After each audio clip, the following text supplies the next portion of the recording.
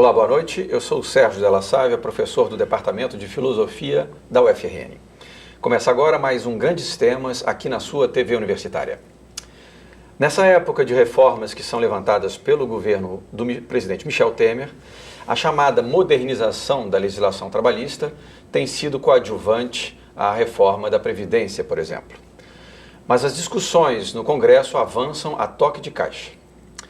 O projeto de lei 4302/98, que trata da terceirização irrestrita, foi aprovado em março desse ano. No programa de hoje, vamos discutir como essas transformações podem afetar o trabalhador brasileiro. Para o programa, eu conto com a presença de Ana Patrícia Dias Salles, professora do Departamento de Ciências Sociais da UFRN, Renato Rodrigues, advogado e presidente da Comissão de Advogados Trabalhistas da OAB no Rio Grande do Norte, Luiz Fabiano Pereira, procurador do Ministério Público do Trabalho no Rio Grande do Norte, e Moacir Soares, presidente estadual da Central dos Trabalhadores e Trabalhadoras do Brasil. Sejam todos bem-vindos e obrigado por terem aceito o nosso convite. Bom, como é peculiar desse governo atual, de pouco diálogo com a sociedade civil e com as entidades de classe, a gente assiste a uma série de medidas provisórias, projetos de lei, um pouco a toque de caixa, como eu disse anteriormente, né? E agora nós temos em debate, em questão, esse projeto de lei 4302, que altera fundamentalmente as relações trabalhistas, as garantias dos direitos trabalhistas no Brasil, e a população brasileira está um pouco atordoada com esse embate, com essa discussão. Nem todo mundo sabe ao certo quais são as repercussões dessa lei na sua vida. Quer dizer, o que traz propriamente essa lei para o seu trabalho, para a sua vida como tal, né? E aí eu queria então, primeiramente, que a gente pudesse considerar essa questão. O que traz essa lei, esse projeto de lei, e quais são as repercussões dessa lei para a vida do trabalhador? Boa noite, professora. Boa noite. Boa noite a todos e todas aqui presentes. É um prazer estar nesse momento tão polêmico e uma conjuntura extremamente complexa da sociedade, estar debatendo o que contempla a reforma trabalhista. Então, iniciar o debate pelo projeto de lei 4302 é retomar uma discussão da terceirização, né? Então, da terceirização ampla, geral e restrita. Eu gostaria só de ressaltar que, embora tenha sido um projeto já aprovado e sancionado, não é algo novo, né?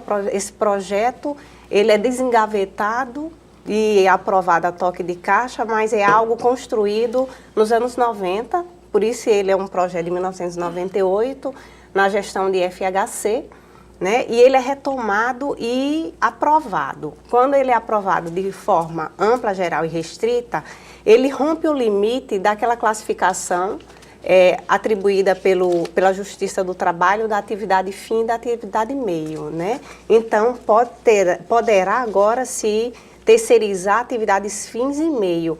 O que isso diretamente tem como efeito para o trabalhador, né? Diretamente ou de um modo muito contundente e geral, a terceirização ela substitui o contrato de trabalho por tempo indeterminado pelo contrato de trabalho por tempo determinado. Ele substitui o trabalhador central pelo trabalhador periférico. Ele colocará, ele romperá aquilo que eu estou denominando, mas que o direito do trabalho também denomina, do princípio da continuidade do trabalho, porque ele rompe o padrão de um trabalho a longo prazo. Então, qual é o efeito imediato para esse trabalhador? É o efeito de viver, sem possibilidade de construir uma trajetória linear referenciada por um trabalho a longo prazo. E abortará dele perspectiva de carreira, perspectiva de sindicalização, institucionalizará a precarização do trabalho. Em linhas gerais, o efeito é extremamente perverso para o trabalhador. Eu acho que há uma tendência, né, de ter um efeito perverso no mercado de trabalho, na qualidade do emprego, e sob a alegação de que a terceirização gerará postos de trabalho, para mim é uma falácia, né? se os colegas quiserem acrescentar alguma coisa, mas é uma falácia e, ao contrário disso, vai subempregar e vai precarizar cada vez mais.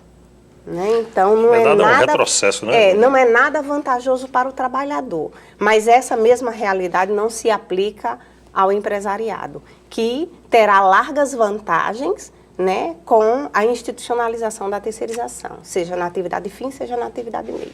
Né? Então, as vantagens é um histórico para o capital, né, e nessa relação, que é uma relação contraditória entre capital e trabalho. Né? Então, as vantagens é para o empresariado. Né? Nós tendemos a criar a cultura do aleatório e do trabalhador aleatório. Né? Pergunta ao terceirizado qual é o desejo dele, é se tornar um trabalhador efetivo, não um trabalhador terceirizado. O terceirizado será o eterno interino.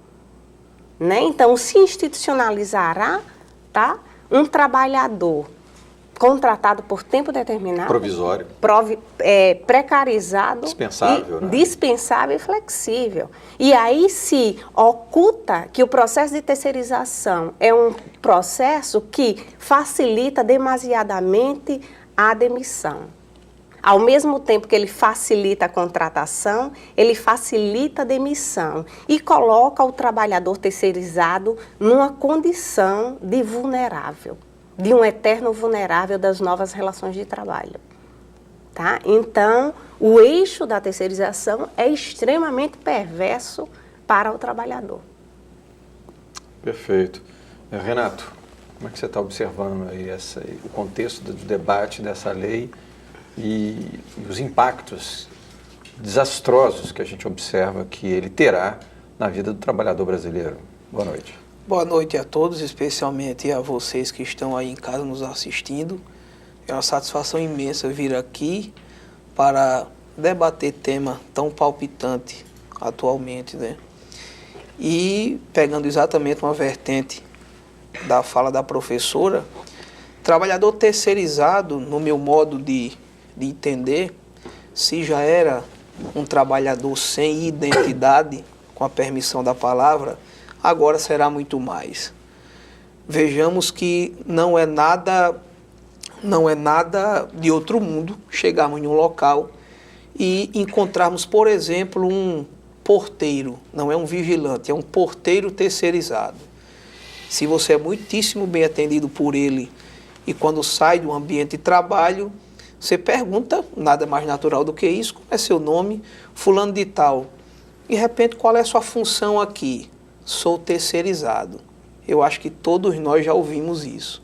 Então, acima de toda e qualquer precarização do trabalho, ele acaba mitigando a figura do ser humano enquanto trabalhador. A autoestima não existe nesse contrato de trabalho. E, além do mais, o trabalhador terceirizado é aquele que recebe menos do que o trabalhador normal, trabalhador efetivo, é aquele trabalhador que está mais exposto a acidente de trabalho, diante da extenuante jornada que ele está submisso. Enfim, são várias condições prejudiciais, principalmente à saúde do próprio trabalhador. Então, nesse primeiro momento, é o que eu gostaria de deixar pontuado. Luiz Fabiano, você é procurador, então, do Ministério Público do Trabalho, no Rio Grande do Norte. Imagino que o debate é vivenciado por vocês cotidianamente, né, em torno desse projeto de lei, e que se aproxima, a votação está próxima, né, e eu queria saber, então, como é que você está analisando, vocês lá no Ministério Público do Trabalho estão analisando essa proposta de lei do governo federal. Boa noite, Sérgio. Boa noite, colegas, né, os espectadores. A terceirização é uma matéria de vivência diária, né, no Ministério Público do Trabalho. Então, o que é essa terceirização? A terceirização é uma empresa, normalmente de um porte razoável, ou um governo, né, uma prefeitura, o Estado, uma secretaria de Estado, que contrata uma empresa para contratar outros empregados, né, para contratar os seus empregados. e prestar serviço à empresa que se chama tomadora, ao governo ou à empresa maior, né? E o que acontece? Esse trabalhador que é terceirizado, contratado por uma outra empresa, uma terceira pessoa, né, ele normalmente recebe salários inferiores, tem proteção reduzida, né, porque essas empresas menores, essas empresas pequenas, elas dificilmente vão manter o mesmo padrão de saúde e segurança do trabalho que a grande empresa consegue manter, né? Ele vai correr o risco de essa pequena empresa, esse intermediário, desaparecer, né, da relação, como a gente tem diariamente, a gente tem notícias de empresas que simplesmente deixam de existir, que os sócios desaparecem, né, que na verdade elas não têm lastro econômico, né, são apenas uma pessoa e uma pasta, né, uma pessoa e alguns papéis. E essa pessoa intermediária desaparece, é muito comum isso acontecer, e o trabalhador fica desamparado. Se já era desamparado no seu dia a dia pelas condições mais precárias, né, daí o termo precarização, ele também vai ser penalizado no término do contrato, porque é muito comum isso acontecer. Então, assim, não existe a vantagem da especialização no trabalho que vinha sendo, sempre foi propalada, né, pelos teóricos da terceirização.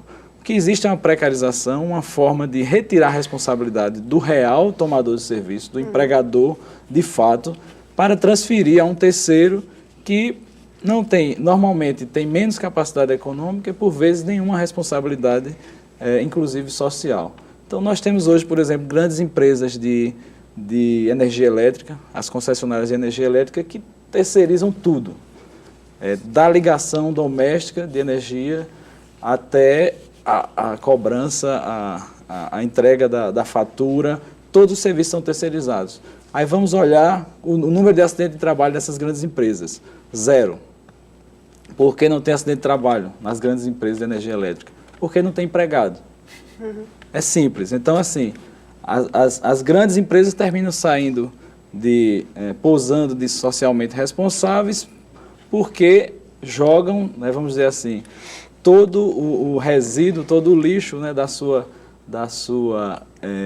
falta de responsabilidade para empresas que não têm essa visibilidade social, política que as grandes empresas têm. Então, assim, o avanço da terceirização, na verdade, é o avanço dessa precarização e da exposição do trabalhador ao risco de adoecimento, ao risco de perder suas verbas rescisórias, ao risco de ter o seu salário reduzido, né? Então, assim, não tem como o Ministério Público do Trabalho acreditar que isso, né, seja uma medida, uma opção legislativa de relevância e de progresso, né, para a sociedade. Então, a nossa avaliação é a pior possível. Eu queria só agregar aí no sentido de ressaltar que a terceirização, ela também assume várias formas de contratos de trabalho. Ela pode significar fornecimento de peças e componentes, ela pode significar o trabalho a domicílio e o contrato de terceiros, né? Que esse aí, cujo objeto do contrato é o trabalhador, embora a relação se estabeleça entre a tomadora de serviço e o prestador de serviço. Isso aborda do trabalhador, minha gente, é muito sério. Essa perspectiva de estabelecer um contrato entre empregador e trabalhador, porque as relações se estabelecerão para o todo sempre entre o tomador de serviço empregador e empregador. Exatamente, né? E aí, como colega bem referenciou, isso aborda qualquer identidade de pertencimento a uma empresa, né? A questão da identidade, né, de classe, né? Porque isso toma uma outra dimensão, que é do sindicato, que precisa também se repensar na conjuntura, no tocante como aglutinar, já em curso, né, essa classe que vive do trabalho, que não diz respeito nem é tão predominante mais só naquele trabalhador da indústria, o trabalhador formal. Não, a gente vive uma dimensão, uma pluralidade de formas, aí eu vou pegar, entre aspas, atípicas de trabalho, que o sindicato, infelizmente, ainda não chegou. E se, no momento, já é frágil a relação, quiçá quando toda essa reforma trabalhista tiver consolidada. Né? Então, assim, é muito polêmica a questão, é séria a questão, ela demanda debates, ela não pode ser aprovada como tem recorrentemente acontecido na atualidade, a toque de caixa. Sem dúvida. Moacir, você, presidente estadual da Central dos Trabalhadores e Trabalhadoras do Brasil, imagino que a categoria, as categorias filiadas ao sindicato que você preside estejam extremamente preocupadas pelo que pode vir pela frente no sentido de um total retrocesso das relações trabalhistas no Brasil. Boa noite. Com certeza. Boa noite. Boa noite a todos, aos que nos assistem em casa. Quero aqui externar a gratidão de estar nesse programa. É uma satisfação imensa, quanto sindicalista, estar num debate que tanto nos leva a essa conjuntura que estamos vivendo nesse momento, que não é nada agradável para o mundo do trabalho. O relacionamento entre capital e trabalho se retrata nessas normativas hoje apresentadas pelo governo, que consequentemente nos leva a um retrocesso do ponto de vista dos avanços que tivemos ao longo da história do Brasil, fruto de muita luta, de muito suor e até vidas que foram ceifadas durante essas batalhas que nós travamos por aí. E nós, da CTB, eu presidi o Sindicato dos Trabalhadores nos Correios por 2 períodos e convivi com esse relacionamento entre trabalhador puro sangue da empresa e o trabalhador terceirizado. E o relacionamento, a relação, não é a mesma, é terrível. São jornadas diferenciadas, o tratamento entre a administração e o trabalhador terceirizado é outro. E nós vivemos também isso na Petrobras, que é o Sindicato dos Petroleiros do Rio Grande do Norte, afiliado à nossa central, e a gente pode ver que não há um tratamento humanizado para o trabalhador da empresa e o trabalhador terceirizado, há uma diferenciação. E quando se perde esse contexto de humanização do trabalho, consequentemente, nós temos o sentimento de que há uma exploração. E é isso, a terceirização, do meu ponto de vista, rima com exploração, e do ponto de vista do movimento sindical, a volta à legalização da escravidão. Então, a escravidão legal é aprovada, referendada pelo Congresso e, consequentemente, carimbada pela Presidência da República. Nós lamentamos, porque o debate aqui está muito importante, são informações necessárias, não só essa norma, essa lei que foi desenterrada, esse defunto de quase 2 décadas, nós tínhamos aí a 4330, que houve um debate a nível nacional.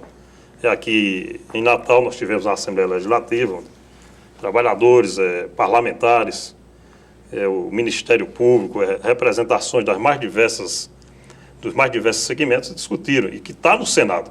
Ela chegou lá, passou por alterações, o Paulo Paim renomeou, hoje, se não me engano, é o PL 55, 55 está lá, e no fechar, no apagar das luzes, o governo desencava uma proposta que foi reprovada, a toque de caixa, e isso é aprovado na surdina. Enquanto que tem uma que está passando por um estudo, por um levantamento, de fato, adequando essa realidade que nós vivemos para que haja um benefício para a classe trabalhadora. E eu vejo que há uma repulsa muito grande hoje dos parlamentares, do relator, né, dessas proposições, no sentido de se contrapor à Justiça do Trabalho, dizendo que a Justiça só vê um lado, só vê o lado do trabalhador, que não é verdade. Inclusive, eu escutava recentemente um debate da doutora Ileana Mozinho, ela afirmando isso, não, a Justiça do Trabalho ela é técnica, ela trabalha com as informações que lhe chegam e deve ser, consequentemente, imparcial nas suas decisões. E isso é uma disputa entre capital e trabalho, não só necessariamente o capital tenha o seu direito. Nós, trabalhadores, também precisamos, lógico, nessa quadra, nessa disputa, possamos também ter a nossa parcela. Então, quero aqui reafirmar que nós estamos vivendo uma quadra muito difícil da política brasileira, quando tivemos aí em 2016 a Constituição brasileira ferida de morte, e hoje estamos vendo a consolidação da lei do trabalho sendo rasgada. sob o argumento de que é uma consolidação, uma lei de 1943, e que é muito velha, e que por isso tem que se modernizar. E eu acho que modernizar a CLT não é acabar com toda ela. É ver o que tem de bom na CLT e, consequentemente, agregar o que viesse bom. Mas, na verdade, nós estamos apagando a CLT e apresentando uma normativa diferenciada. E aí vem esse pano de fundo, que hoje a reforma da Previdência, que essa une a todos os brasileiros, ela, consequentemente, está servindo de pano de fundo para que se aprove todas as outras reformas e depois se debruce sobre a questão da reforma da Previdência. É lamentável o momento que estamos vivendo, nos remete a uma unicidade muito maior da sociedade brasileira no sentido de resistir e se contrapor a essa quadra que nós estamos vivendo no Brasil. Tem a menor dúvida. E o que é impressionante é que, e o debate atual em torno desse projeto de lei, é que ela fere princípios da Constituição, né? Ou seja, ela fere a lei maior do país, ela fere a Constituição de 98, Carta Magna nossa, notadamente o artigo 37, não é, que assegura, porque ela inicialmente atinge o setor privado, mas tem repercussões no campo público, né? Então, os princípios de impessoalidade, isonomia, transparência, que é assegurado, por exemplo, por concursos públicos, não é? Está sendo jogado? Isso absolutamente está sendo rasgado, né? Frontalmente sendo rasgado.